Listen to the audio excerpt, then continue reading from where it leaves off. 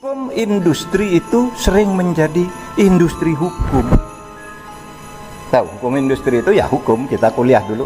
Biasa tuh ada hukum perindustrian. Itu kan hukum tentang industri, bagaimana industri dilaksanakan.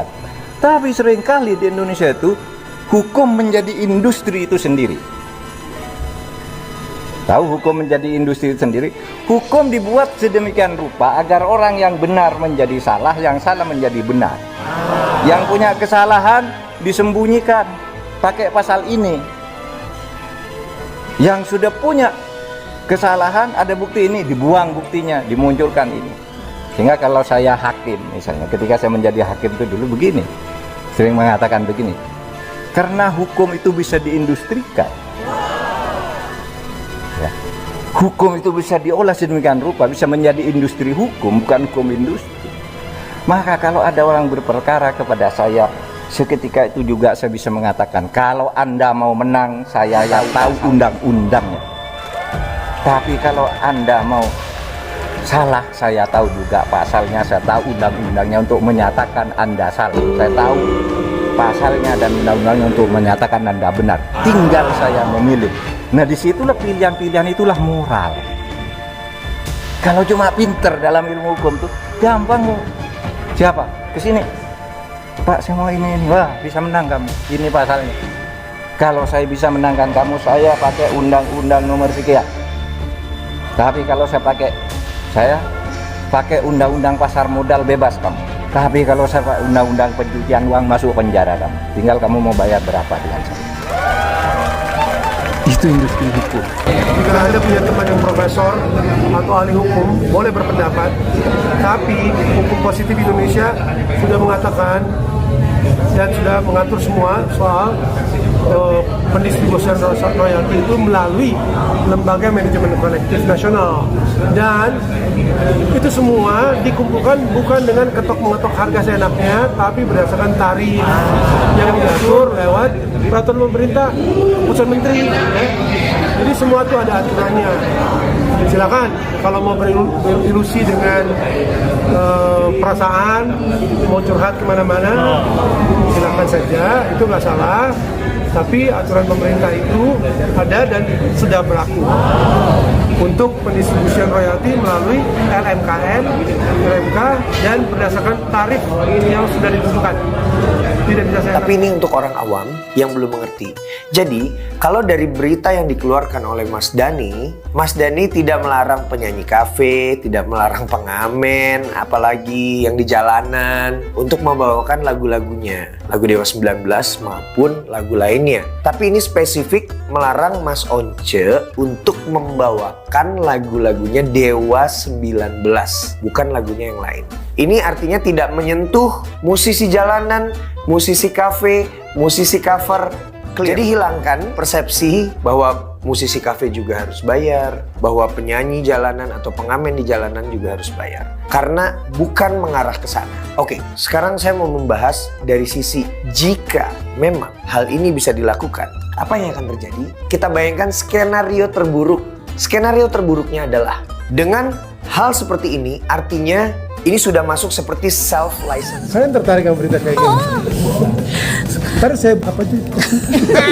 Soal sentil Itu wajar, namanya juga pendapat orang ya.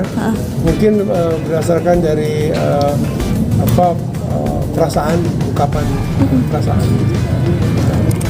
Dan juga mungkin ada pengetahuan tentang detil-detil yang masih kurang sedikit ya. Artinya saya sih anggapnya itu satu bagian dari dinamika bermusik di Indonesia. Ada LMK dan LMK. Tapi sebetulnya bagaimana sih hubungan Mas Once dengan Ahmad Dhani? Ya baik-baik saja. Karena banyak statement yang dikeluarkan kurang baik lah Mas Once sendiri.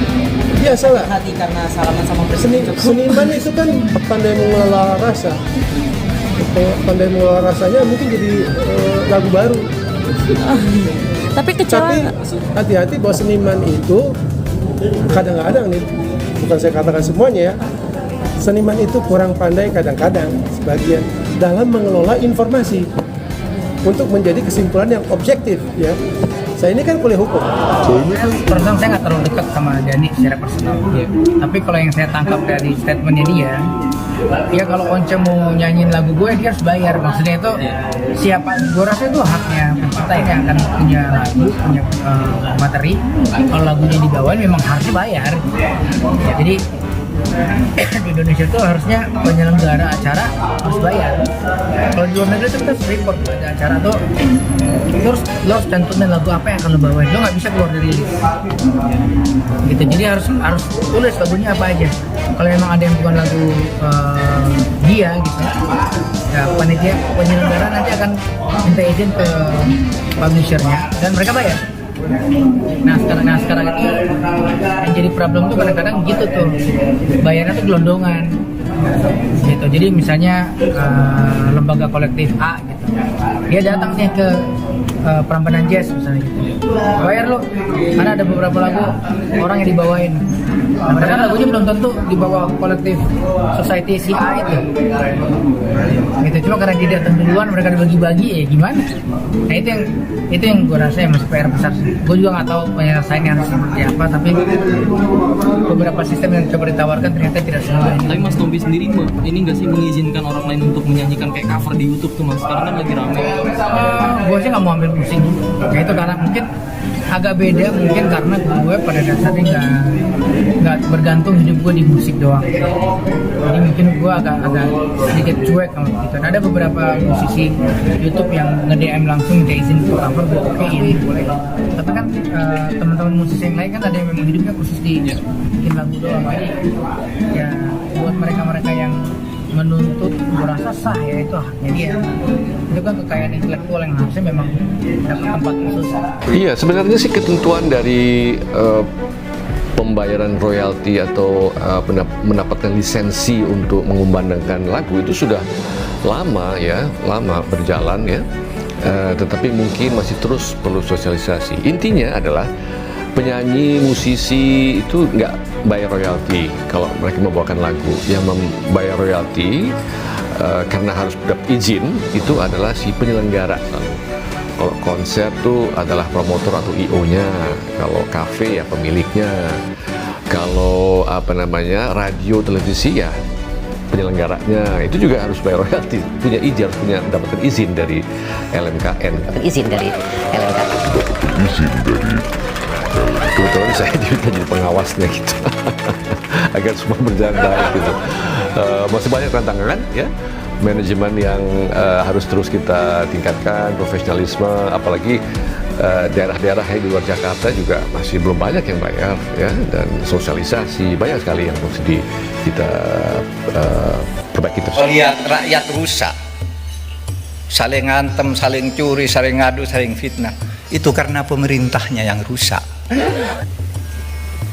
Pemerintahnya tidak konsisten, pemerintahnya korup, pemerintahnya tidak disiplin, pasti rakyatnya rusak.